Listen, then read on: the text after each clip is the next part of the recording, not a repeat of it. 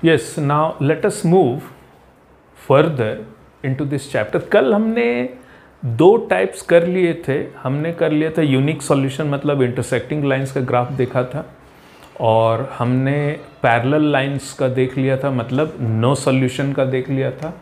आज हमें जो थर्ड टाइप है वो है इनफाइनाइटली मेनी सॉल्यूशंस का. ये हमें ग्राफ से समझना है. So let us take one example. x plus y equals to 2 and 2x plus 2y equal to 4. अभी इसके लिए अगर हम वैल्यूज डिटरमाइन करना चाहें तो एक्स वाई. नाउ मैं x को 0 कर देता हूं.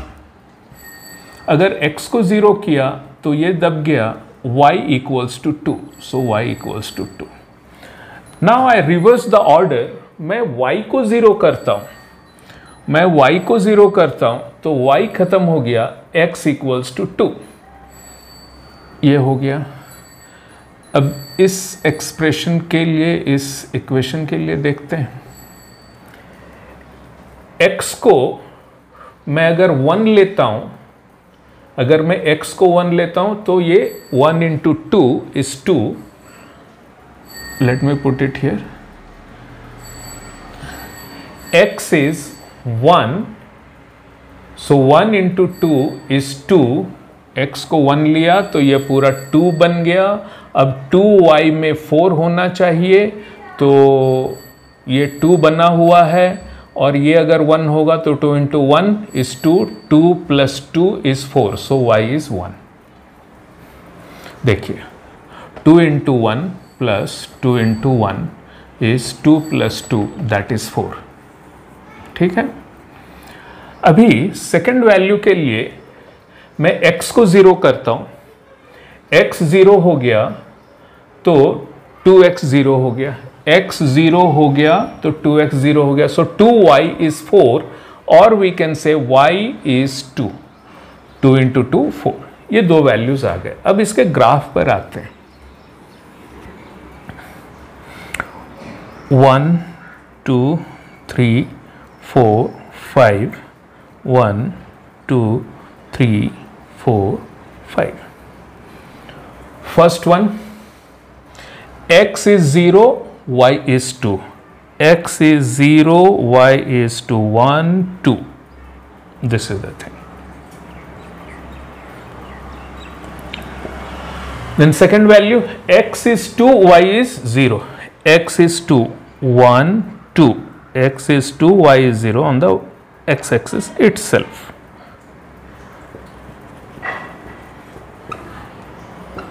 Okay. So now we have got 2 points, so we can join them and get the line. ये हो गया इस तरह से. Now coming to the second equation, x is 1, y is 1. x is 1 और 1 से ऊपर चलेंगे तो y is 1. ये आ गया. And x is 0, y is 2.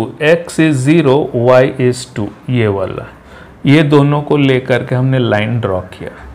Means we are coming to the same line. हम एक ही लाइन पे दूसरे लाइन को ड्रॉ कर रहे हैं. यही हमें समझ में आ रहा है यहाँ पर. सो this is infinitely many solutions का केस है.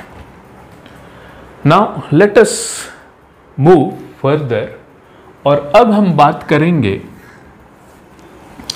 Algebraic mode.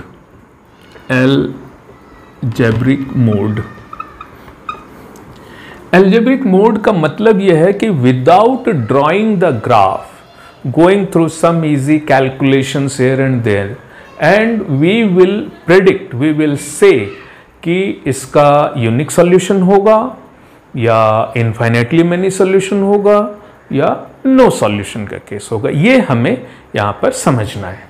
तो एल्जेब्रिक मोड से हम इस बात को समझेंगे. तो वहाँ पर कहता है कि try to understand a1x plus b1y plus c1 equal to 0 हमारा ग्राफ का जनरल फॉर्म या स्टैंडर्ड फॉर्म था। तो ये फर्स्ट के लिए है। सेकंड जो है हमारा वो a2x plus b2y plus c2 equal to 0। अब ये C1 C2 बहुत बार RHS में भी रह सकते हैं, no issues with that, don't worry कि मुझे उसको LHS में लाके ही काम करना है, ऐसा कुछ नहीं है।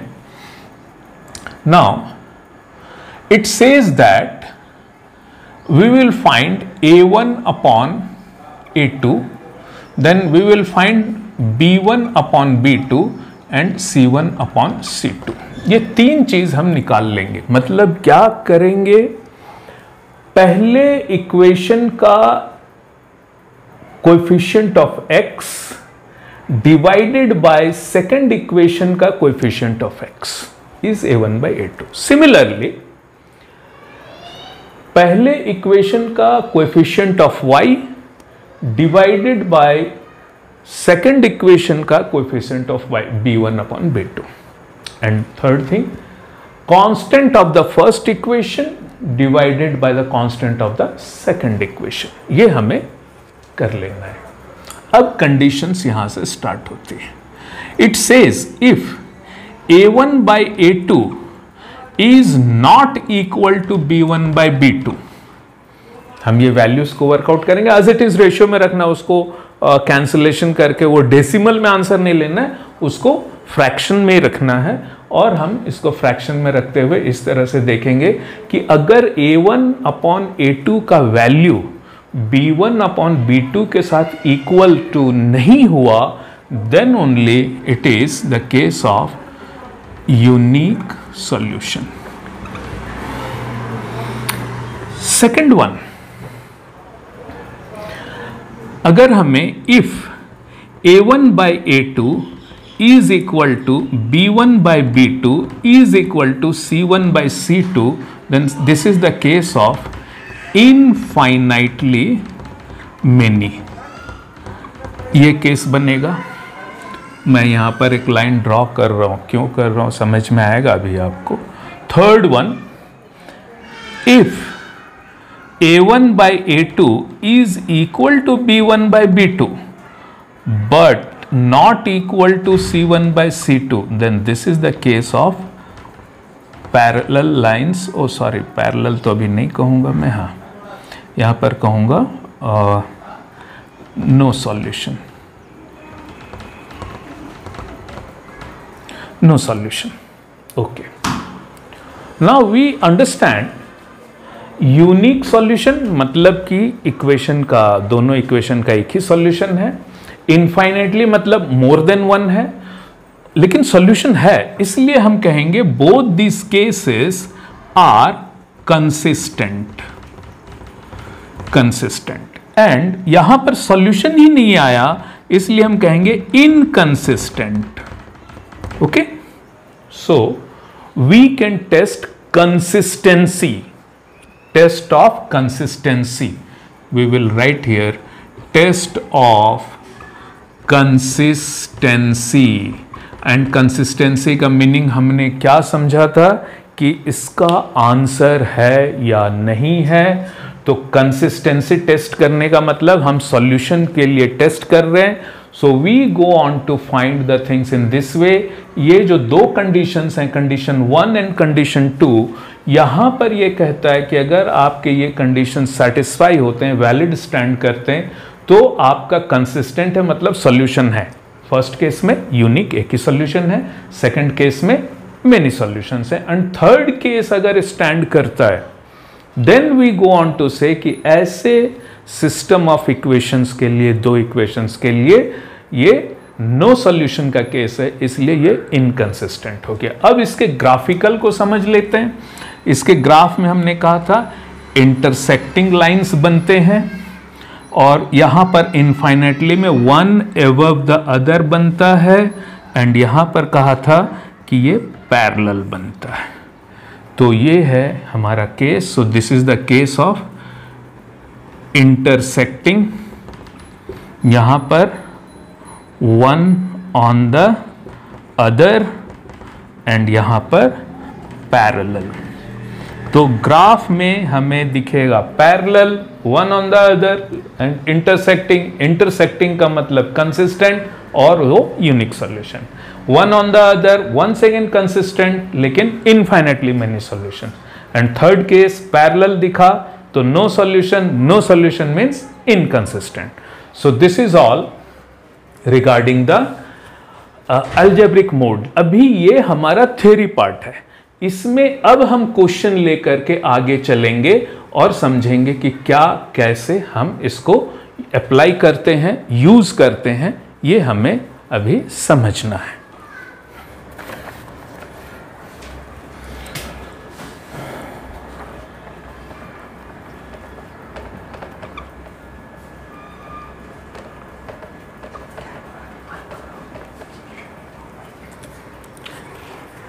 Yes, now we have taken one question over here and we say कि हमें चेक करना है for consistency.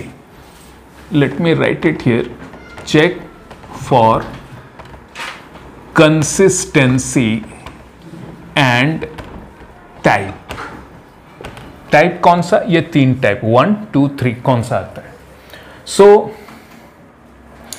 A1 देखिए फर्स्ट इक्वेशन का x का coefficient x, A2 second equation का x का coefficient, sorry this is 2, and यहां सेकेंड इक्वेशन में x का coefficient 3, then B1 B2 means first equation का y का coefficient 3, in the second one the coefficient of y is 2 and C1 is 12 and C2 is 13। हाँ, आपको बहुत बार ऐसा हो सकता है कि इसको LHS में ले लो फिर वर्कआउट करो। I don't think it is required, you can straight way apply them. Okay, now we will try the conditions.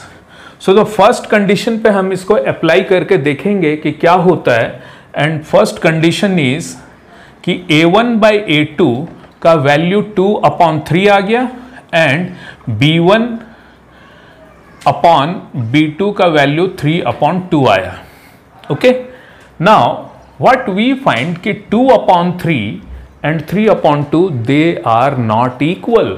It means 2/3 is not equal to 3/2। थोड़ा सा नंबर समझते हैं। 2/3 का मतलब होता है 0.66 के आसपास एंड 3/2 का मीनिंग होता है 1.5। तो both this numbers are not equal. अब जब ये नहीं आया तो हम आगे का कोई टेस्टिंग नहीं करेंगे और यहीं पर देखेंगे कि इसने फर्स्ट कंडीशन को सेटिस्फाई किया है and that is the case of unique solution. So we will say give our answer over here. The system of equations are consistent and have unique solution. Okay, हम क्या देखेंगे यहाँ पर? हमने क्या कहा? हमने वर्कआउट कर लिया सारी चीज़ों को, देखा कि फर्स्ट कंडीशन को वो सेटिस्फाई कर रहा है। तो फर्स्ट कंडीशन है कंसिस्टेंट का, यानी कि उसमें आंसर आएगा। आंसर क्या आएगा वो अभी हमें डिटरमाइन नहीं कर रहा है। इसका आंसर है और वो आंसर सिंगल वैल्यू का है, यानी x का एक वैल्यू होगा, y का एक वैल्यू होगा, दैट्स ऑल। तो यूनिक सॉल्यूशन का केस है और ये कंसिस्टेंट है, मतलब आंसर है। So this is the way we will take question.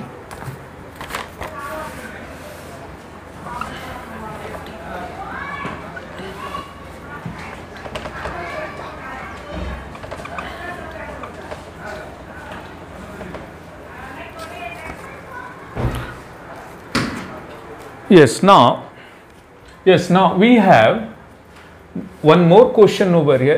2x minus 6/5y minus 1 and 5x minus 3y equal to 7.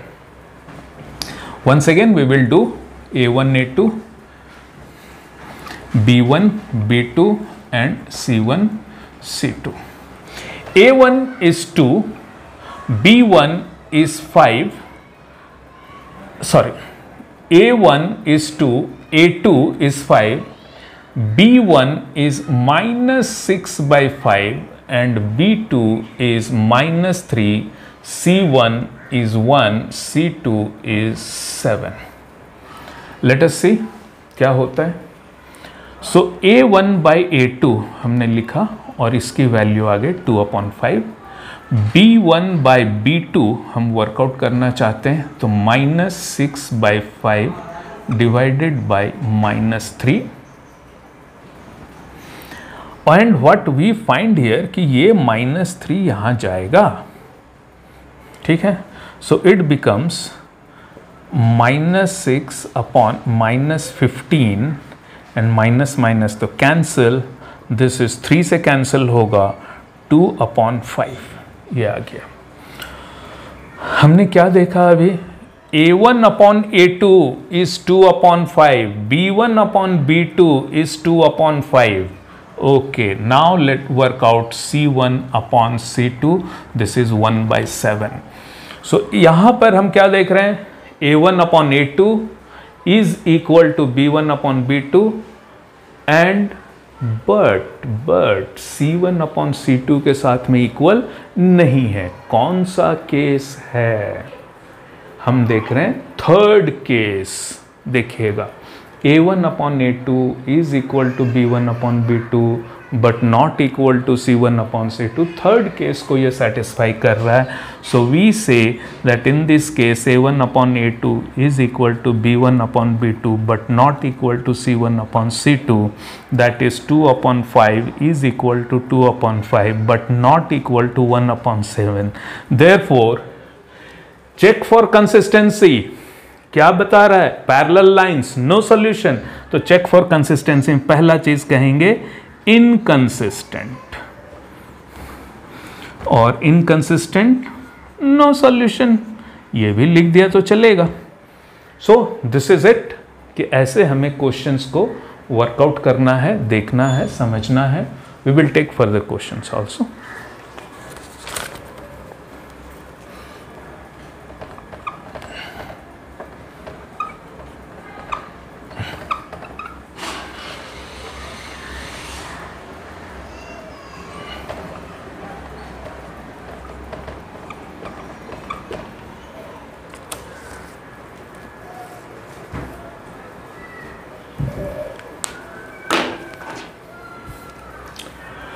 Yes, so we have one more question. This is the third question for us.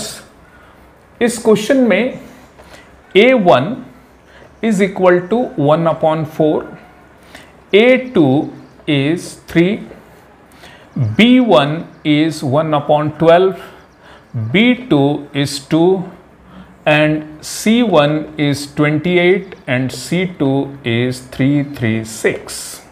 Okay. So let us put A1 by A2 that is 1/4 upon 3. ये हो जाएगा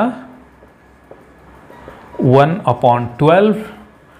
फिर हमारा B1 upon B2 1/12 divided by 2.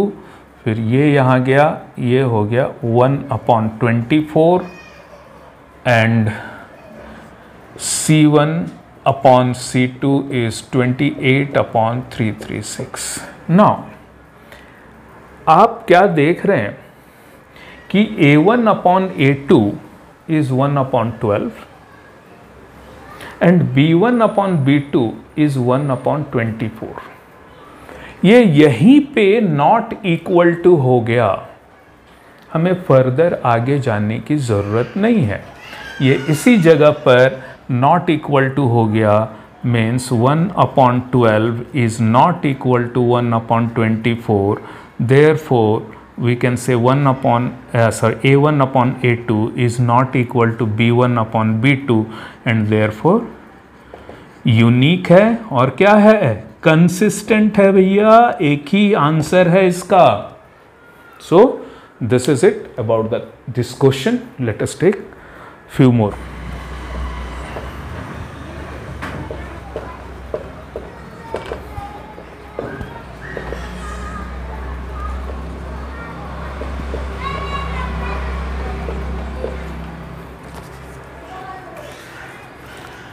Yes, so the fourth question is with us and देख लेते हैं. सो A1 is 3/4, A2 is -1, देख रहे हैं आप यहाँ पर -1 है. B1 is 3/4, B2 is 3, and C1 is 57, C2 is 40. So A1 by A2 is 3/4 upon -1. So this thing is nothing but ये -1 से दिया, so -3/4 is the final answer. And यहाँ पर 3/4 upon 3, so this is equal to -3 by ये यहाँ जाएगा 12, ये हो गया 1/4. Now what you find that A1 by A2 का वैल्यू -3/4 है और B1 by B2 का वैल्यू 1/4 है. Both these values are different, so we say -3/4 is not equal to 1/4, means A1 by A2 is not equal to B1 by B2, and therefore unique and consistent. So ये question हो गया हमारा. Next 5th question में आते हैं.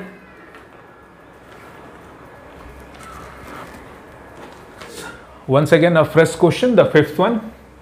फिर से A1 is equal to 1/3, A2 is 2, B1 is -2/5, B2 is -12/5, C1 is 7 and C2 is 10. देख लेते हैं. So A1 by A2 is 1/3 divided by 2, that is 1, ये 2 यहाँ जाएगा, so it becomes 1/6. And here B1 by B2 is equal to -2/5 upon -12/5. तो ये -2/5 ये नीचे से जाएगा, रेसिप्रोकल होगा. 5 ये -12, 5 cancel, minus cancel, 12 and 2 it is 1/6. And C1 by C2 is straightaway 7/10. So what we find here, A1 by A2 is equal to B1 by B2, but not equal to C1 by C2. So we will say A1 by A2 is equal to B1 by B2 is not equal to C1 by C2. कौन सा case है? Third case, inconsistent. Okay, inconsistent है, इसका कोई answer नहीं है. कोई answer नहीं है तो एक है, ज़्यादा है, कम है, अरे है ही नहीं आंसर, क्या बताएंगे भाई. Okay, so let us take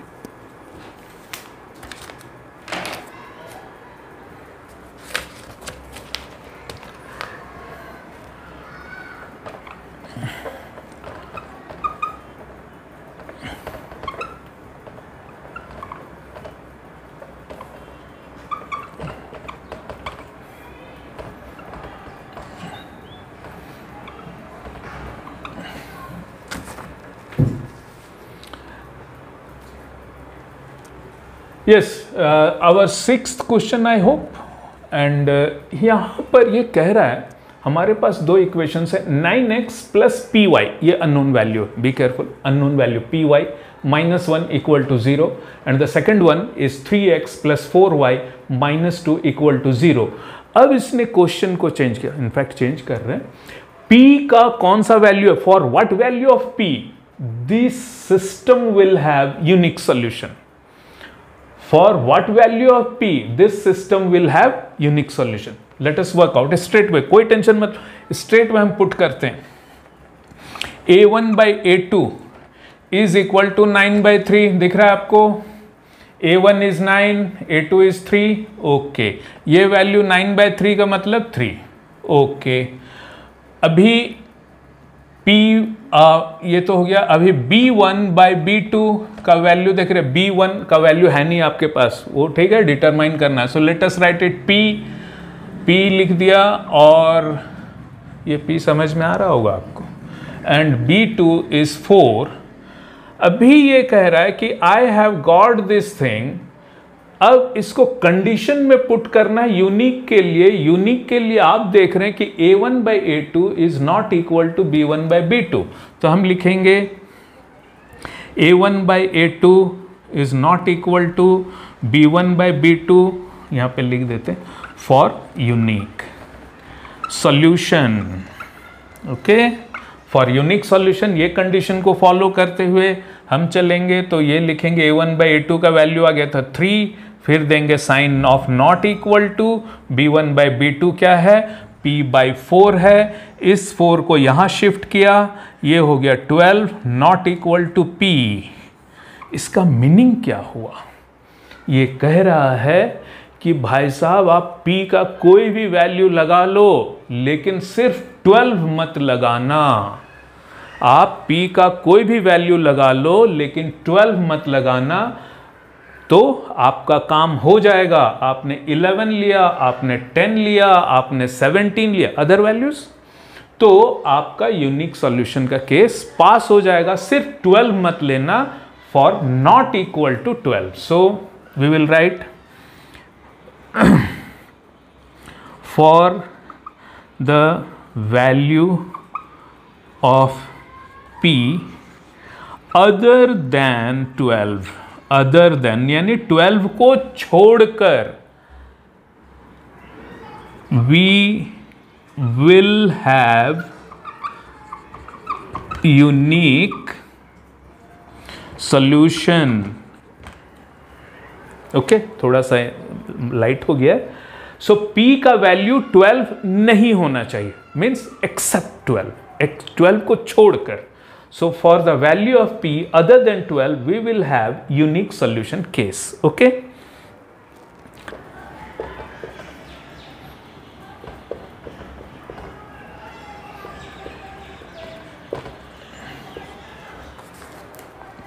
Yes, so one more question.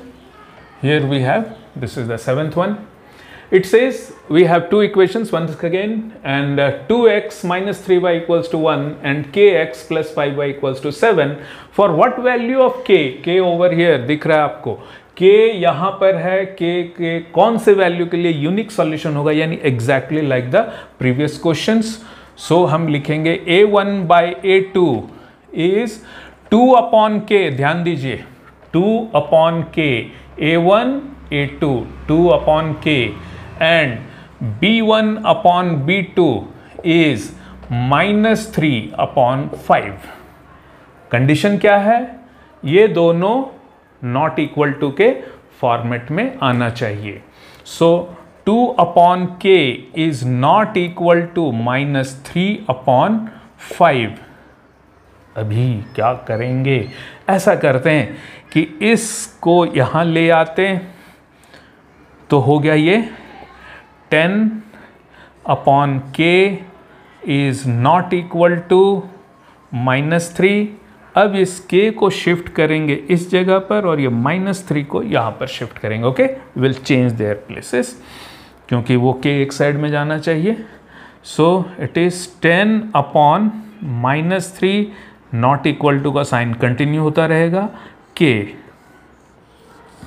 We have got the value of k, और हम कह रहे हैं कि k का 10 अपॉन -3 यानी -10 अपॉन 3 का वैल्यू हमें नहीं लेना है। यहां पर हम कोई भी दूसरा वैल्यू ले लें, मेरा कंडीशन सेटिस्फाई होगा। So once again we can say for values other than, for the values of p, for the values of p other than 10 minus 10 upon 3, the equations will have unique solution. I hope you have understood. ठीक है, हमें कौन सा value नहीं चाहिए k का? वो value है -10/3 का नीचे। आप कोई भी दूसरा वैल्यू ले लो, लेकिन ये वैल्यू मत डालो k के जगह पे। अगर डालोगे तो यूनिक सॉल्यूशन का केस सेटिस्फाई नहीं होगा।